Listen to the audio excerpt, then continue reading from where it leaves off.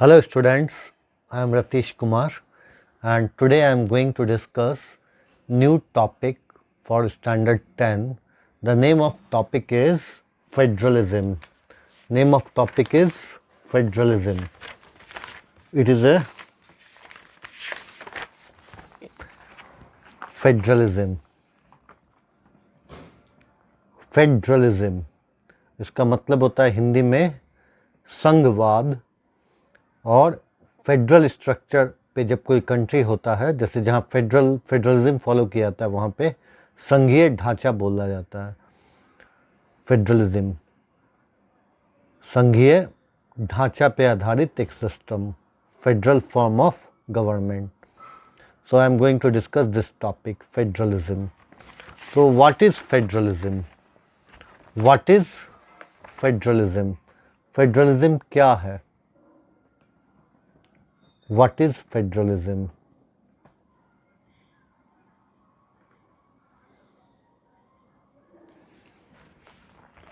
So, in the previous chapter, chapter number 1, the name of that chapter was power sharing. In that chapter, we discussed about power sharing arrangement in Belgium. और Belgium में हम लोगों ने पढ़ा था कि वहाँ पे पावर शेयर किया गया था सेंटर और स्टेट गवर्नमेंट के बीच में। तो ऐसा कोई ढांचा जहाँ पे पावर शेयर किया जाता है, ऐसा कोई मॉडल, पावर शेयरिंग मॉडल, जिसमें पावर शेयर किया जाता है सेंट्रल गवर्नमेंट और स्टेट गवर्नमेंट, मतलब जहाँ 2 लेयर ऑफ गवर्नमेंट होता है, मिनिमम 2 लेयर होना चाहिए। मैक्सिमम अगर कंट्री बहुत बड़ा है तो तीसरा लेयर भी बन सकता है, जैसे इंडिया में है सेंट्रल गवर्नमेंट, स्टेट गवर्नमेंट और लोकल सेल्फ गवर्नमेंट या पंचायती राज। तो 3 लेयर में गवर्नमेंट बनता है। इंडिया में 3 लेयर है और जहाँ छोटा देश है वहाँ पे 2 लेयर में पावर डिवाइड होता है। पावर शेयरिंग अरेंजमेंट ऐसा होता है कि कुछ पावर सेंट्रल गवर्नमेंट के हाथ में रहता है, कुछ पावर स्टेट गवर्नमेंट के हाथ में। तो फेडरलिज्म एक पावर शेयरिंग का बहुत खूबसूरत मॉडल है, एक बहुत अच्छा मॉडल है। इसके द्वारा पावर शेयरिंग अरेंजमेंट किया जाता है ताकि पावर जो है वो नीचे स्तर तक भी शेयर किया जाए। Power should be shared eight lowest level, इसलिए फेडरलिज्म को अडॉप्ट किया जाता है। तो फेडरलिज्म को वर्टिकल डिस्ट्रीब्यूशन ऑफ पावर भी बोलते हैं, जहाँ पे 3 तरह का लेयर होता है। फेडरलिज्म को बोलते हैं vertical distribution of power also, vertical distribution of power, vertical distribution of power between centre, state and local self government. हम लोग के कंट्री में 3 लेवल पे पावर शेयर किया गया है। एक सेंटर के लेवल पे जो पूरे देश को देखता है, पूरा देश, सेंटर मतलब सेंट्रल गवर्नमेंट जो पूरे कंट्री के लिए होता है, स्टेट मतलब पूरे अलग अलग स्टेट वो पावर शेयर करता है, पावर मतलब उसको अपना लॉ बनाने का पावर होता है। और लोकल सेल्फ गवर्नमेंट जो अपने जिला स्तर पे या पंचायत स्तर पे वो अपना एक उसको पावर मिला रहता है, वो अपना लॉ बनाता है, अपना कानून अपने तरीक़ा से वो पावर में शेयरिंग करता है, रूल करता है। तो 3 लेयर में। लेकिन ऐसे नॉर्मली जो छोटा अगर स्टेट है, छोटा देश है, तो वहाँ पे सेंट्रल गवर्नमेंट होता है, एक सेंटर होता है और एक स्टेट होता है, और पावर इसमें शेयर किया जाता है। जैसे सेंटर का मतलब सेंट्रल गवर्नमेंट, और वो जो पावर बनाता है जैसे इंडिया में है वो रूल किस हिसाब से करता है। तो सेंट्रल लिस्ट में जितना भी लॉ बना रखा गया है, हम लोगों के देश में सेंट्रल लिस्ट बनाया गया है, तो सेंट्रल लिस्ट में जितना भी सब्जेक्ट रखा गया उसमें सेंट्रल गवर्नमेंट रूल करती है। जैसे फॉर एग्जांपल टैक्सेशन है, income tax, excise tax, sales tax, ये सब सेंट्रल गवर्नमेंट इसमें लेती है। दूसरा है स्टेट। स्टेट को भी बहुत सारा पावर मिला हुआ है, जैसे स्टेट गवर्नमेंट, अलग अलग स्टेट गवर्नमेंट बहुत सारे सब्जेक्ट में वो अपना खुद का कानून बनाती है और उसको अपना पावर है कि इस सब्जेक्ट में वो अपना कानून बनाए। जैसे एक्साइज टैक्स है, बिहार सरकार ने अपना बनाया है, अपना लीकर का लॉ चेंज किया कि बिहार में शराब नहीं बन सकता है। इसी तरीक़ा से स्टेट लिस्ट में जैसे एजुकेशन है, एजुकेशन तो कंकरेंट लिस्ट में आ जाता है, लेकिन स्टेट लिस्ट में बहुत सारे सब्जेक्ट है जो सिर्फ स्टेट उसमें कानून बनाता है। हालांकि एजुकेशन को भी स्टेट लिस्ट में भी डाला गया है और कंकरेंट लिस्ट है ही वो, मतलब दोनों बनाता है। और कुछ चीज़ें ऐसी दी गई है जिसमें लोकल सेल्फ गवर्नमेंट रूल करता है, अपने हिसाब से वो गवर्न करता है। तो ये 3 लेवल है इंडिया में। और नॉर्मली फेडरलिज्म में 2 लेवल होता है, एक सेंट्रल गवर्नमेंट, सेंटर के लेवल पे पावर शेयर होता है, एक स्टेट लेवल पे जिसको स्टेट लिस्ट के द्वारा। तो federalism is a very important form of power sharing, it is very important. और किसी भी देश के डाइवर्सिटी को मेंटेन करने के लिए फेडरलिज्म बहुत इम्पॉर्टेंट है, क्योंकि कोई भी देश अपने अपने अलग अलग राज्यों के द्वारा बनता है, या किसी देश में अलग अलग राज्य होते हैं और सभी राज्यों की एक अलग अलग तरह की ज्योग्राफिकल फीचर होती है। ज्योग्राफिकल फीचर के अलावा डेमोग्राफिक फीचर भी बहुत अलग होती है, जैसे पॉपुलेशन का स्ट्रक्चर अलग होता है, अलग लैंग्वेज बोलने वाले लोग उसमें होते हैं, अलग लिंग्विस्टिक ग्रुप के साथ रिलीजियस ग्रुप भी हो सकते हैं। इसके अलावा अलग तरह के एथनिक ग्रुप भी होते हैं जो एक स्टेट के फॉर्म करते हैं, जैसे झारखंड है, वहाँ ट्राइबल पॉपुलेशन ज़्यादा है इंडिया में। लिंग्विस्टिक ग्रुप के हिसाब से देखे जाए तो बंगाल है, बिहार। इंडिया में तो टोटली जितने भी स्टेट बनाए गए हैं ज़्यादातर लिंग्विस्टिक स्टेट हैं। उड़ीसा हो गया, गुजरात हो गया, तमिलनाडु, आंध्र प्रदेश, सब कुछ लैंग्वेज के आधार पे, तो अलग अलग स्टेट हैं। तो अलग अलग स्टेट होते हैं जिसमें कि अलग अलग लैंग्वेज ग्रुप के लोग रहते हैं, अलग अलग एथनिक ग्रुप के लोग रहते हैं, अलग अलग रिलीजियस ग्रुप के रहते हैं। तो अगर कंट्री फेडरलिज्म अडॉप्ट करता है तो सारे स्टेट को अलग अलग तरीक़ा से पावर दिया जाता है कि आप अपने हिसाब से, अपने स्टेट के हिसाब से कुछ विषय पे आप अपना कानून बना सकते हैं जो आपके पॉपुलेशन को सूट करे। इससे क्या होता है कि डाइवर्सिटी मेंटेन रहता है। और फेडरलिज्म एक पावर शेयरिंग का बहुत इम्पॉर्टेंट फॉर्म है। इसके अलावा 2 लेयर तो होता है, एक तीसरा लेयर, जैसे बहुत बड़ा देश है तो वहाँ पे सिर्फ स्टेट लेवल पे भी काम नहीं चलेगा, तो स्टेट के अंदर, हर स्टेट के अंदर एक डिस्ट्रिक्ट लेवल पे, ब्लॉक लेवल पे और विलेज लेवल पे लोकल सेल्फ गवर्नमेंट बनाया जाता है, जिसको पंचायती राज इंडिया में बोलते हैं, या लोकल सेल्फ गवर्नमेंट। तो फेडरलिज्म का मेन फ़ायदा क्या है कि पावर शेयरिंग अरेंजमेंट है, और पावर जो है वो सबसे निचले लेवल तक भी लोग शेयर कर ले, पावर को में, सत्ता में भागीदारी हो, वो पावर इंजॉय कर ले, वो पूरी तरह से लोकतांत्रिक व्यवस्था हो, डेमोक्रेटिक हो, पावर शेयरिंग अरेंजमेंट ऐसा है, उसमें फेडरलिज्म एक बहुत इम्पॉर्टेंट रोल प्ले करता है। और इंडिया के कॉन्स्टिट्यूशन में लिखा हुआ है कि India is a federal country. India के बारे में 5 अगर जो इंडिया के हम लोग कॉन्स्टिट्यूशन देखेंगे तो इंडिया को माना जाता है, India is a sovereign socialist democratic Republic, India is a federal in form, federalism है यहाँ पे, तो यही फेडरलिज्म है। और फेडरलिज्म के फीचर्स को अगर समझना है तो नॉर्मली इसका एक एग्जांपल, मतलब ये पहले डेफिनेशन हम लोग समझ लेते हैं, फिर इसके फीचर्स को समझते हैं। तो फेडरलिज्म के फीचर्स में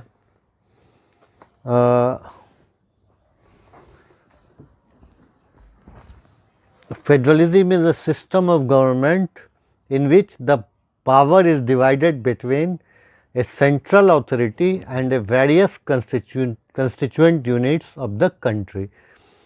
मतलब फेडरलिज्म एक ऐसा गवर्नमेंट होता है जिसमें कि पावर डिवाइडेड होता है, सेंट्रल अथॉरिटी मतलब जैसे सेंट्रल गवर्नमेंट, और बहुत सारे कंस्टिट्यूएंट यूनिट्स। कंस्टिट्यूएंट यूनिट का मतलब स्टेट गवर्नमेंट्स, कंट्री के अंदर अलग अलग तरह के स्टेट गवर्नमेंट्स के बीच में पावर शेयर होता है, यही फेडरलिज्म है।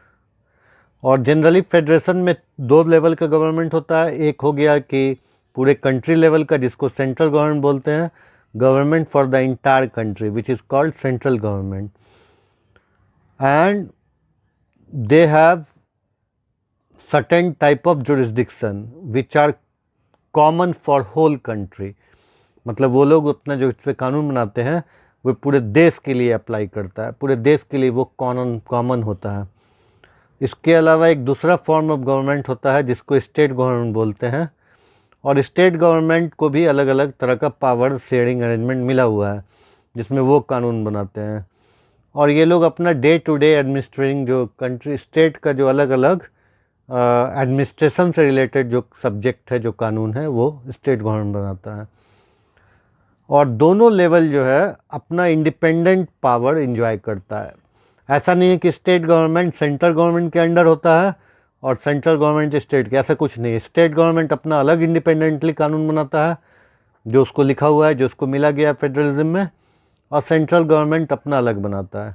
लेकिन हाँ, इसके लिए कुछ व्यवस्था किया गया है और सेंट्रल गवर्नमेंट और स्टेट गवर्नमेंट के बीच में कुछ पावर शेयरिंग अरेंजमेंट किया गया जो हम लोग आगे पढ़ेंगे। लेकिन फेडरलिज्म जो है वो एक यूनिटरी गवर्नमेंट से डिफरेंट है। फेडरलिज्म का डिफरेंट होता है यूनिटरी गवर्नमेंट। यूनिटरी गवर्नमेंट मतलब जहाँ पे सिर्फ एक सेंटर होती है, वहाँ पे स्टेट वगैरह नहीं होता है, स्टेट गवर्नमेंट को कोई पावर नहीं होता है। जैसे एक छोटा देश होता है उसमें फेडरलिज्म नहीं होता है, वहाँ पे सिर्फ एक सेंट्रल गवर्नमेंट पूरे कंट्री को चलाती है। लेकिन इंडिया ने फेडरलिज्म अडॉप्ट किया है। यहाँ पे central government, state government, local self government, 3 तरह का लेवल है। तो यूनिटरी गवर्नमेंट क्या होता है? जहाँ पे सिर्फ एक लेवल ऑफ गवर्नमेंट होता है। और फेडरलिज्म में क्या है कि 2 लेवल का है। और यूनिटरी गवर्नमेंट में क्या है कि जो सेंट्रल गवर्नमेंट के सबऑर्डिनेट होती है स्टेट गवर्नमेंट, यूनिटरी में। और फेडरलिज्म में स्टेट गवर्नमेंट सेंट्रल गवर्नमेंट की सबऑर्डिनेट मतलब उसके नीचे नहीं होती है, वो अपना इंडिपेंडेंट काम करती है। तो in a federal system central government cannot order the state government to do something. State government has power of its own for which it is not answerable to the central government. State government का अपना power मिला हुआ है जिसके लिए वो central government के लिए आंसरेबल नहीं है, वो जवाबदेही नहीं है। और दोनों गवर्नमेंट अपना सेपरेटली आंसरेबल होती है, जो पीपुल के लिए होती है, जनता के प्रति जवाबदेही होती है। तो कुछ की फीचर है फेडरलिज्म का जिसको हम लोग समझना चाहिए। एक पहला की फीचर है देयर आर 2 और मोर लेवल्स ऑफ गवर्नमेंट। या तो 2 लेवल होगा जैसे सेंटर और स्टेट का लेवल, या 2 से ज़्यादा होगा जैसे कि इंडिया में है 3 लेवल है, लोकल सेल्फ गवर्नमेंट। सेकंड है different tiers of government govern the same citizens but each tier has its own jurisdiction. अलग अलग जो टीयर है गवर्नमेंट का, जैसे सेंट्रल टीयर, सेंट्रल गवर्नमेंट है, नीचे का स्टेट गवर्नमेंट, वो सेकंड टीयर हो गया स्टेट गवर्नमेंट। तो ये दोनों टीयर जो है एक ही सिटीजन को गवर्न कर रही है। जैसे फॉर एग्जांपल हम लोग बिहार के हैं या यूपी के हैं, कहीं के भी हैं, तो हम लोग यूपी के भी सरकार के कानून से गवर्न हो रहे हैं और इंडिया के भी जो सेंट्रल गवर्नमेंट है इंडिया का, उसके भी कानून से गवर्न हो रहे हैं। तो सिटीजन एक ही होगी लेकिन कानून दोनों का चलेगा। तो different tiers of government govern the same citizen, लेकिन each tier has its own jurisdiction. अलग अलग टीयर का अपना अपना जुरिस्डिक्शन है और सिटीजन जो है वो कॉमन होती है। जैसे कि फॉर एग्जांपल कुछ ऐसा मैटर है लेजिस्लेशन का, जैसे टैक्सेशन, एडमिनिस्ट्रेशन, इस सब में। अब मान लो टैक्स लगाने वाली बात आई, तो टैक्सेशन में है तो मान लीजिए कि कोई अगर पंजाब का आदमी है तो उसमें पंजाब सरकार का भी टैक्स उसको देना होगा और इंडियन गवर्नमेंट का जो टैक्स है वो भी देना होगा। एक ही आदमी है, चाहे वो एमपी का आदमी चाहे यूपी का आदमी, उस पर दोनों तरह का गवर्नमेंट का उसको मानना पड़ेगा। तो ये चीज़ है second point, different tiers of government govern the same citizen but each tier has its own jurisdiction. Third feature है the jurisdiction of the respective levels of tiers of government are specified in the constitution. मतलब जो jurisdiction है, jurisdiction का मतलब है कि जिसको कानून बनाने का या रूल करने का एक संविधान के द्वारा एक अधिकार मिला हो, इसी को जुरिस्डिक्शन बोलते हैं। तो jurisdiction of the respective level of tears मतलब अलग अलग जो लेवल है सरकार का, जैसे सेंट्रल गवर्नमेंट, स्टेट गवर्नमेंट या लोकल सेल्फ गवर्नमेंट, उनका जो है वो कॉन्स्टिट्यूशन में दिया होता है। संविधान में लिखा रहेगा, फेडरलिज्म का थर्ड फीचर है कि जुरिस्डिक्शन सभी लेवल का कॉन्स्टिट्यूशन में दिया हुआ है। जैसे हम लोग के कॉन्स्टिट्यूशन में, इंडिया के कॉन्स्टिट्यूशन में है सेंट्रल लिस्ट, उसमें सब्जेक्ट सब लिखा हुआ है जिसमें सिर्फ सेंट्रल गवर्नमेंट कानून बनाती है। स्टेट लिस्ट जिसमें कि सिर्फ स्टेट गवर्नमेंट बनाती है। तो ऐसा सीधा कॉन्स्टिट्यूशन में सभी लेवल का जुरिस्डिक्शन लिखा हुआ है ताकि कोई लड़ाई नहीं हो, कोई कन्फ्यूजन नहीं हो। और फंडामेंटल प्रोविज़न कॉन्स्टिट्यूशन का चेंज नहीं किया सकता। फोर्थ फीचर है कि फेडरलिज्म वाला जो पार्ट है वो कोई भी गवर्नमेंट आसानी से चेंज नहीं कर सकती है। उसको चेंज करने के लिए बहुत ज़्यादा प्रोसेस से गुजरना पड़ेगा। उसके लिए बहुत सारा प्रोसेस है, जैसे कि लोकसभा में 2/3 मेजॉरिटी से वो पास करना पड़ेगा। अगर कोई भी आप फेडरलिज्म से छेड़छाड़ करना चाह रहे हैं, कोई भी स्टेट गवर्नमेंट का पावर को कम करके सेंट्रल गवर्नमेंट के पावर को बढ़ाना चाह रहे हैं, तो आपको लोकसभा में 2/3 बहुमत चाहिए। इट नीड्स 2/3 मेजॉरिटी इन लोकसभा। राज्यसभा में भी 2/3 बहुमत से पास होना चाहिए, मतलब पार्लियामेंट के दोनों हाउस में 2/3 मेजॉरिटी से पास होना चाहिए। इसके अलावा जितने भी स्टेट गवर्नमेंट है, जितने भी स्टेट है, उसके मेजॉरिटी से, मान लीजिए 30 स्टेट गवर्नमेंट है तो 16 स्टेट गवर्नमेंट के असेंबली से, विधानसभा से पास होना चाहिए, उसके मेजॉरिटी से पास होना चाहिए, तभी आप एक भी प्रोविज़न फेडरलिज्म से रिलेटेड चेंज कर पाएंगे, जो कि बहुत मुश्किल है फेडरलिज्म को चेंज करना। तो ये थर्ड फीचर है। फोर्थ फीचर है, fundamental provision of the constitution cannot be unilaterally change by one level of government. एक लेवल जैसे सेंट्रल गवर्नमेंट या कोई भी चेंज नहीं कर सकता है फेडरलिज्म को। पांचवा है इसका, फिफ्थ इसका ये है फीचर, विशेषता। फीचर का मतलब विशेषता।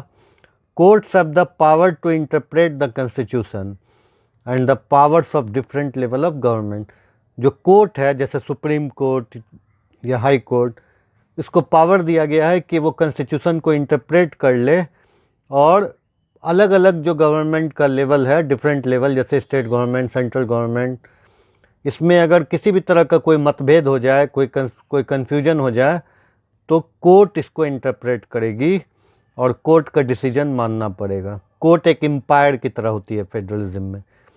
फेडरलिज्म में प्लेयर्स होते हैं, सेंट्रल गवर्नमेंट, स्टेट गवर्नमेंट, सारे स्टेट गवर्नमेंट्स, सेंट्रल गवर्नमेंट और लोकल सेल्फ गवर्नमेंट, ये सब प्लेयर होते हैं।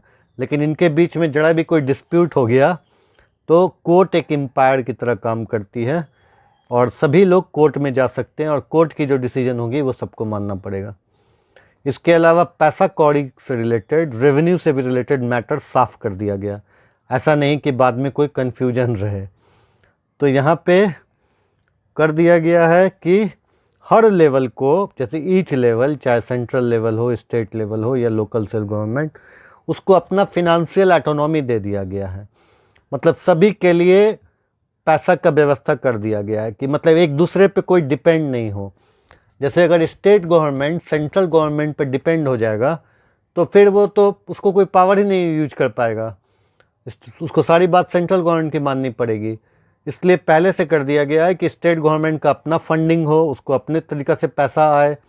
जैसे इंडिया में है, सारे स्टेट गवर्नमेंट को अपना फंडिंग का व्यवस्था किया गया है कि तुमको इतना से इतना शेयर मिलेगा, जैसे जीएसटी का इतना % शेयर मिलेगा, कोई भी टैक्स लिया जा रहा है उसका इतना % हर स्टेट गवर्नमेंट को जाएगा।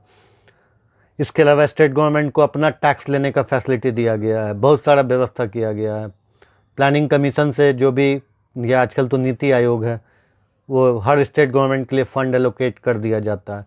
तो ये सारी व्यवस्था कर दी गई है ताकि पैसा या फिनेंशियली कोई भी डिपेंडेंट ना हो एक भी लेवल दूसरे लेवल पे।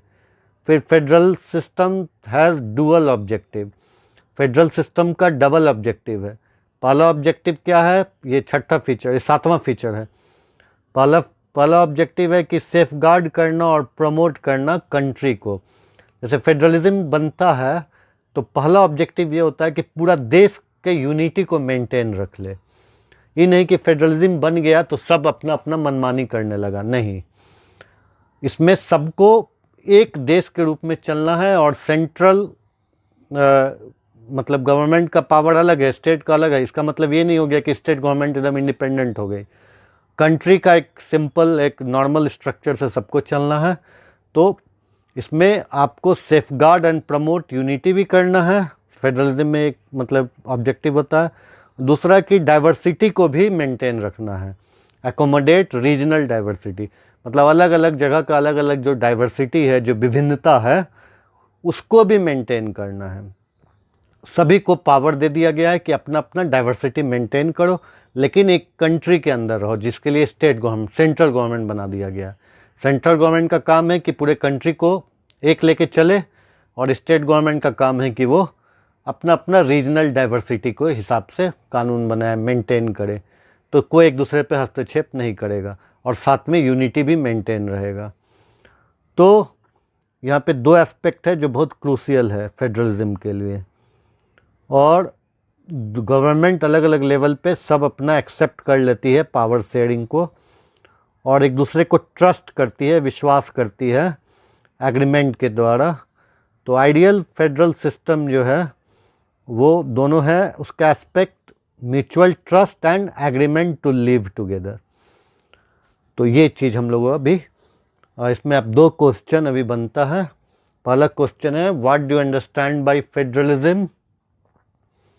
What do you understand by federalism? Explain key features of federalism. Federalism से क्या समझते हो, और फेडरलिज्म के की फीचर्स मतलब मुख्य विशेषताओं को एक्सप्लेन करना है, जो 7 की फीचर हम लोग अभी डिस्कस किए। और दूसरा क्वेश्चन है, explain the different features of federalism. ये तो पहले क्वेश्चन में भी आ गया है, इसलिए उसको छोड़ भी सकते हैं। यहाँ पे लिखना है एक दूसरा क्वेश्चन इसमें आपको लिखना है कि mention the objectives of the federal form of government. Mention the objectives of the federal form of government. Federal form of government का ऑब्जेक्टिव क्या है? तो यहाँ दो ऑब्जेक्टिव जो हम लोग डिस्कस किए थे, एक है कि यूनिटी को मेंटेन करना, दूसरा डाइवर्सिटी को मेंटेन करना। दोनों तरह का ऑब्जेक्टिव है। और एक और क्वेश्चन आप लोग लिख लीजिए। क्वेश्चन आप लोग ये लिखिए कि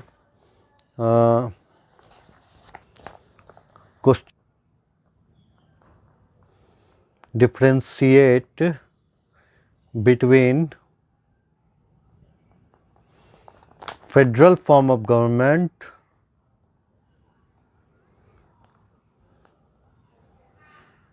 federal form of government and unitary form of government and unitary form of government।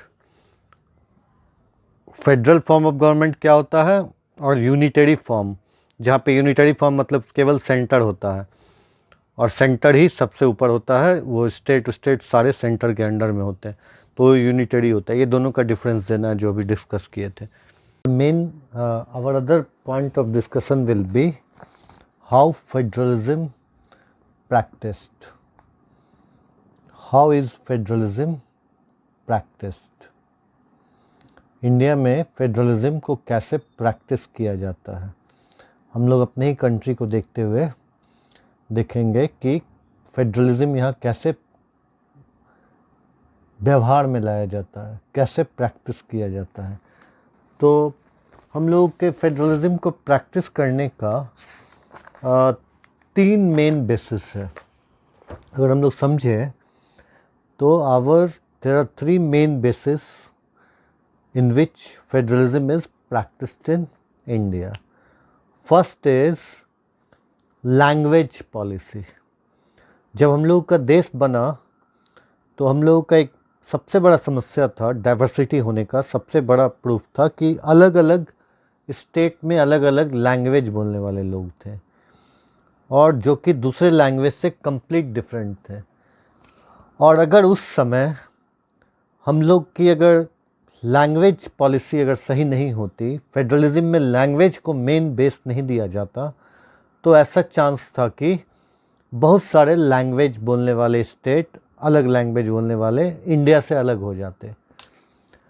तो हम लोगों ने एक लैंग्वेज पॉलिसी डेवलप किया और सारे स्टेट्स को लैंग्वेज के आधार पे बनाया गया। सारे स्टेट मतलब majority of states were formed on the basis of language. जैसे for example Tamil Nadu on the basis of Tamil language, Karnataka on the basis of Kannada language, Bombay presidency से निकाल करके Gujarat was created on the basis of Gujarati language, Maharashtra on the basis of Marathi language created. Madras presidency से निकाल के, Madras presidency में अलग अलग लैंग्वेज बोलने वाले थे, उससे निकाल के अलग अलग स्टेट बना दिया गया। Tamil Nadu I told on the basis of Tamil language, Andhra Pradesh on the basis of Telugu language, Karnataka as I told you Kannada, Kerala on the basis of Malayalam language. इस तरह से अलग अलग स्टेट बनाया गया। उड़ीसा, उड़िया लैंग्वेज।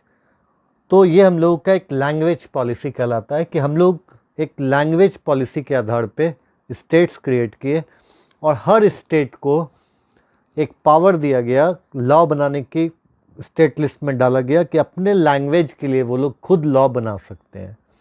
सेंटर का लॉ किसी लैंग्वेज पे नहीं चलेगा।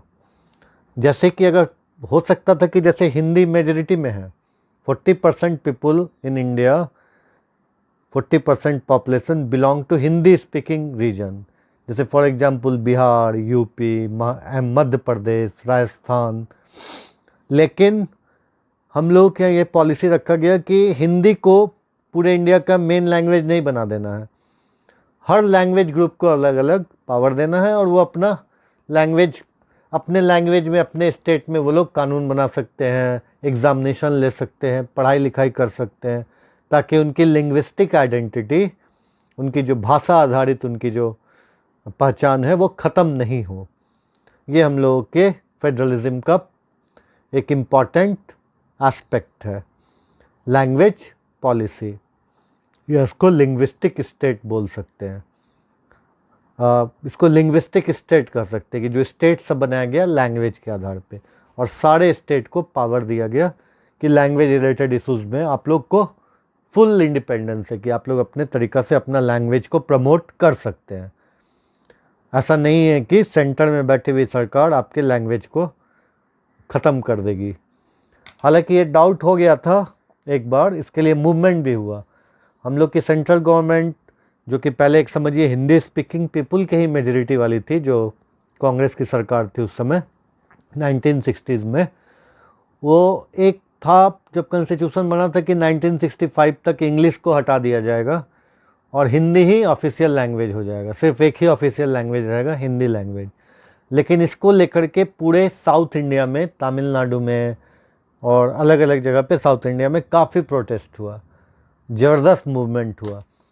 तो तुरंत हम लोगों ने अपना पॉलिसी चेंज कर लिया, इंडियन सेंट्रल गवर्नमेंट ने, और ये मान लिया कि इंग्लिश को ही सेकंड लैंग्वेज रहने देना है और अलग अलग स्टेट अपने अपने लैंग्वेज को प्रमोट कर सकते हैं। So linguistic state is the one of the main basis of our federalism. Practice करने का, फेडरलिज्म को प्रैक्टिस करने का लिंग्विस्टिक स्टेट एक बहुत बड़ा हम लोगों का बेसिस है। सेकंड अगर हम लोग समझे जो है तो वो है लैंग्वेज पॉलिसी, जो ये भी उसी से रिलेटेड है, लैंग्वेज पॉलिसी। यहाँ पे क्या है कि हम लोग के देश में अगर समझा जाए तो 140 मेन लैंग्वेज है और अगर देखा जाए तो 5000 से भी ऊपर लैंग्वेज है जिसको कोलोकियल लैंग्वेज बोलते हैं। एक अंग्रेज़ तो बोल के गया है, लिख के गया है, ग्रियर्सन, बहुत फेमस इंडिया के बारे में वो उसने स्टडी किया। उसने कहा कि हर 4 किलोमीटर पर एक लैंग्वेज बदल जाता है इंडिया में, मतलब बोलने का लहजा बदल जाता है। तो उस हिसाब से देखा जाए तो हज़ारों हज़ार लैंग्वेज है, लेकिन 140 मेन लैंग्वेज है। लेकिन उसमें भी 22 लैंग्वेज, पहले तो 21 लैंग्वेज को रखा गया था, जिसको एक स्केड्यूल बना करके शेड्यूल लैंग्वेज बोला जाता है। एक लैंग्वेज का शेड्यूल बनाया गया, उसमें 21 लैंग्वेज को डाला गया। बाद में एक और लैंग्वेज ऐड कर दिया गया, भोजपुरी लैंग्वेज को, लेकिन उसके पहले 21 लैंग्वेज को डाला गया था। तो और ये सारे 22 लैंग्वेज में लोग एग्ज़ाम दे सकते हैं, चाहे यूपीएससी सिविल सर्विस का एग्ज़ाम, और इस लैंग्वेज को रिकॉग्निशन दिया गया है। तो ये लैंग्वेज पॉलिसी है कि सभी लैंग्वेज को, डाइवर्सिटी को मेंटेन रखा जाए, और ऐसा ना किया जाए कि सिर्फ एक मेजॉरिटी लैंग्वेज जो हिंदी है उसको ही ज़बरदस्ती लोगों पे थोपा जाए। ये चीज़ हम लोगों का नहीं है। तो language policy is to maintain diversity of each language, and to fulfil this we have created schedule 22 scheduled language in India, in which people can give exam and people can do official work, all these things. उसके बाद तीसरा हम लोगों का federalism का जो basis है वो है सेंटर स्टेट रिलेशनशिप। सेंटर और स्टेट के बीच में पावर को बांट दिया गया, जैसा कि हम लोगों ने डिस्कस किया अभी जस्ट, कि सेंट्रल लिस्ट बनाया गया जिसमें सेंट्रल गवर्नमेंट सरकार बनाती है, स्टेट लिस्ट बनाया गया जिसमें कि स्टेट गवर्नमेंट सरकार बनाती है, कॉन्करेंट लिस्ट बनाया गया जिसमें कि सेंट्रल गवर्नमेंट भी बनाएगी और स्टेट गवर्नमेंट भी अपना कानून बनाएगी। लेकिन हाँ, अगर दोनों के कानून में ज़रा भी डिफरेंस हो गया तो सेंट्रल गवर्नमेंट का कानून चलेगा, क्योंकि यूनिटी को भी मेंटेन रखना है। तो ये हो गया सेंटर स्टेट रिलेशनशिप। लेकिन अगर प्रैक्टिकली देखेंगे तो 1990 तक एक ही पार्टी का सरकार था, कांग्रेस का। पूरे इंडिया में लगभग सभी स्टेट में कांग्रेस जीतती थी।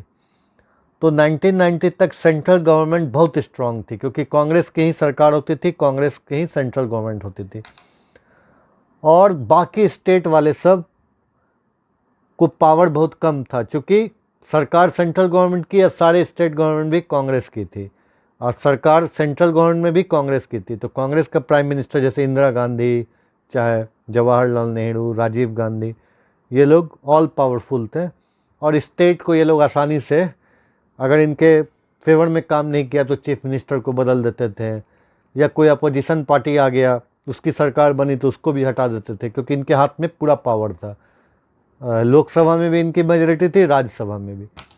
लेकिन 1990 के बाद कुछ ऐसा वजह हुआ जिसमें कि दो मेन वजह था, एक मंडल कमीशन और दूसरा राम मंदिर इशू, कि देखते देखते अलग अलग स्टेट में इंडिया के, यहाँ तक कि नॉर्थ इंडिया में भी, बिहार में, यूपी में, सारे जगह पे रीजनल पार्टी का सरकार बन गया, रीजनल पार्टी का स्टेट गवर्नमेंट बन गया। और सेंटर की पार्टी जो है, सेंट्रल पार्टी, चाहे कांग्रेस हो और या बीजेपी जो उस समय राइज कर रही थी, किसी के पास इतनी कैपेसिटी नहीं थी कि वो सारे स्टेट को भी जीत ले और सेंट्रल गवर्नमेंट में भी अकेले बल पे सरकार बनाए। लोकसभा चुनाव में हंग पार्लियामेंट हो जाता था, मतलब कोई पार्टी नहीं जीत पाती थी। तो ऐसे स्थिति में क्या होता था कि अलग अलग स्टेट के जो रीजनल पार्टी है वो अपने अपने स्टेट में लोकसभा इलेक्शन भी जीतती थी, और ये लोग सेंट्रल गवर्नमेंट बनाने में, जब हंग पार्लियामेंट हो जाए, जब किसी को मेजॉरिटी नहीं हो, तो सारी रीजनल पार्टी या स्टेट पार्टी मिल करके सेंट्रल गवर्नमेंट बनाती थी। तो ये एरा को कहते हैं कोalition गवर्नमेंट। कोalition मतलब मिला जुला के सरकार बनाना। और ऐसे केस में रीजनल पार्टी को या स्टेट पार्टी को धीरे धीरे पावर बढ़ गया। Regional government, state government got more power in central government, क्योंकि central government was dependent upon state government. कोई भी चाहे तो स्टेट गवर्नमेंट मिलके सेंट्रल गवर्नमेंट को गिरा सकता था। तो इसको कोalition एरा कहते हैं। और ये एक बहुत अच्छा नतीजा हुआ फेडरलिज्म के लिए। Now state government started getting it's power of federalism. जो फेडरलिज्म में जो स्टेट गवर्नमेंट को पावर दिया गया था, अब स्टेट गवर्नमेंट सेंट्रल गवर्नमेंट से वो पावर इंजॉय करने लगा, लेने लगा। तो 1990 के बाद कोalition एरा आ गया। तो इस तरीक़ा से हम लोगों का 3 बेसिस है, centre state relation, language policy और linguistic state. This are the basis of federalism. और इसके अलावा हम लोग को अगर लिंग्विस्टिक डाइवर्सिटी देखेंगे तो वही है जो मैंने डिस्कस किया कि there are so many language और 140 language are main language, and among these 22 languages are known as scheduled language, and our policy is to maintain the linguistic diversity. तो ये सारी बातें हम लोगों ने डिस्कस किया, और आप लोग क्वेश्चन लिख लीजिए और इस थोड़ा सा हम लोग देख लेते हैं बुक में इस आधार पे.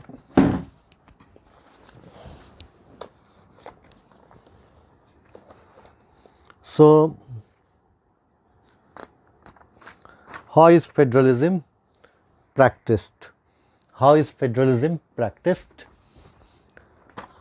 तो फेडरलिज्म प्रैक्टिस कैसे होता है? तो हम लोग के यहाँ स्टेट्स पहले जो क्रिएट हुआ है, ये हम लोग का इंडिया का मैप देखें तो ज़्यादातर स्टेट लैंग्वेज के आधार पे क्रिएट हुआ है.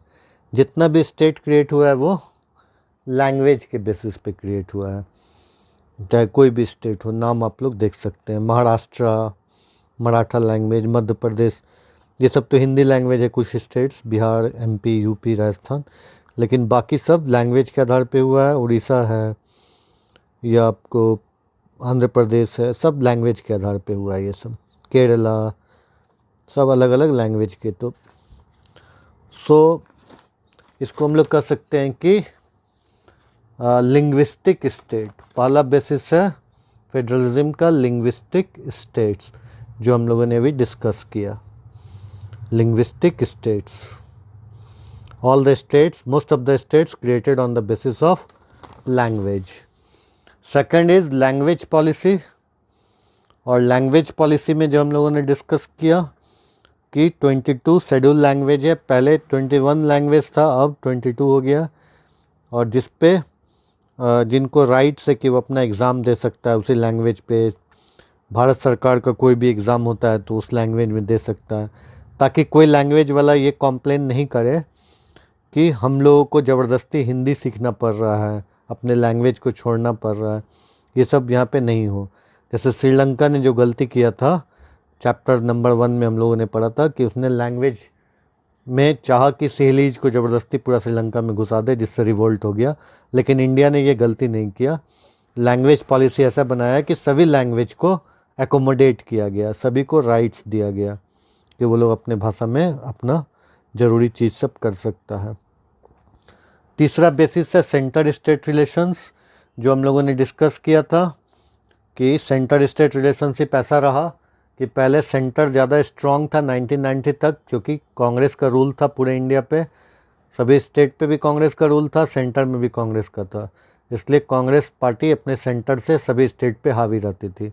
लेकिन 1990 के बाद कोalition गवर्नमेंट आ गया, और देखते देखते स्टेट गवर्नमेंट या रीजनल पार्टी सब हावी हो गई सेंटर पे, और फेडरलिज्म में जो भी पावर मिला हुआ है पूरा पावर इंजॉय करने लगी.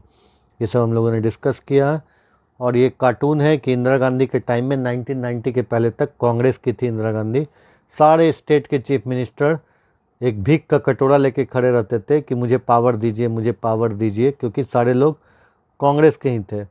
और कांग्रेस की चीफ मिनिस्टर कांग्रेस की प्राइम मिनिस्टर के सामने बिल्कुल ही जस्ट लाइक बेगर की तरह थे वो लोग पावर के लिए. फिर बाद में कोalition गवर्नमेंट 1990 के बाद आया. इसका एक एग्जाम्पल वाजपेयी का है कि अलग अलग पार्टी के साथ मिलके उसने सरकार बनाया, और सभी पार्टी को, सभी स्टेट पार्टी को ध्यान में रखते हुए चलना था. तो ये कोalition फेज हुआ. तो ये हम लोग का एस्पेक्ट है. और इसके अलावा लिंग्विस्टिक डाइवर्सिटी अगर देखना हो तो हम लोग कौन कौन सा लैंग्वेज है इंडिया में. आसामी है, कितने % लोग आसामी बोलते हैं, बंगाली कितने लोग बोलते हैं. तो ऐसे देखा जाए तो सबसे ज़्यादा हिंदी बोलने वाले हैं 41.03% इंडिया में, और हिंदी के बाद सबसे ज़्यादा बांग्ला बोलने वाले हैं 8.11%, और बांग्ला के बाद सबसे ज़्यादा बोलने वाले लोग हैं जो तेलुगु है 7.19%. तो ऐसा भी क्वेश्चन आ सकता है कि which 3 language are the mostly spoken by the people. तो ये सब देखना पड़ता है सारी चीज़ें. तो हम लोग एक क्वेश्चन आप लोग लिखिए कि what is the general basis for creation of states in India. What is the general basis for creation of states in India? Is it good basis? क्या ये सही है? किस बेसिस पे इंडिया में स्टेट बनाया गया है, क्या ये सही है? तो आंसर वही होगा कि general basis for creation of state in India is language and it is good because of this reason India became united and no language group protested. All language group are enjoying their rights. फिर how government of India language policy extended the federal structure of India? How language policy extended the federal structure of India?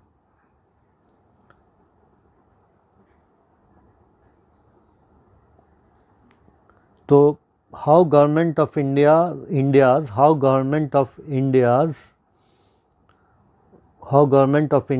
language policy supported the federal structure of India या extended the federal structure of India? तो language policy यही है कि सभी language को महत्व दिया जाए और किसी लैंग्वेज को दबाया नहीं जाए, और जो मेजॉरिटी लैंग्वेज जैसे हिंदी है इसको सभी लैंग्वेज के ऊपर थोपा नहीं जाए। तो ये सब हम लोगों का है और इससे फेडरलिज्म फेडरल स्ट्रक्चर स्ट्रांग हुआ इस लैंग्वेज पॉलिसी से, जो हम लोगों ने डिस्कस किया। इसी बात को लिखना है। फिर centre state relations. Centre state relation में क्वेश्चन जैसे हम लोग डिस्कस किया कि 1990 तक और 1990 के बाद वाला सिचुएशन, उसमें क्वेश्चन है how new culture of power sharing and respect for the autonomy of the state government increased after 1990. How new culture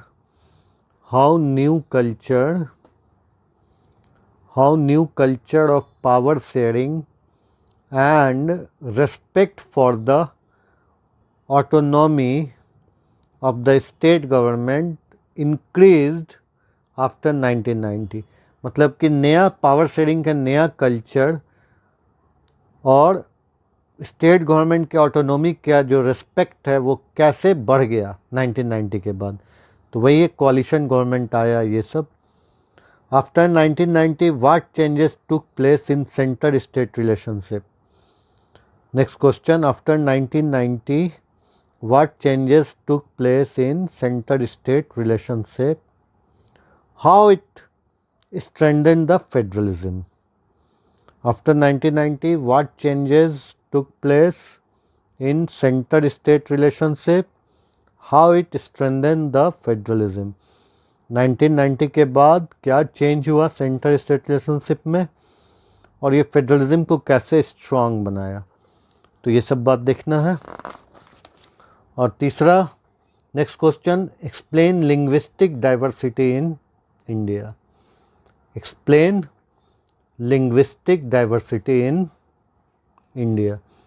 India का लिंग्विस्टिक डाइवर्सिटी जो ये सब एक्सप्लेन करना है, कितने लैंग्वेज है, किसकी कौन सबसे ज़्यादा बोलने वाला है, सेकंड बोलने वाले कौन है, थर्ड बोलने वाले कौन है, ये सारी बातें, और टोटल कितना मेजर लैंग्वेज है, ये सारी बातें एक्सप्लेन करना है।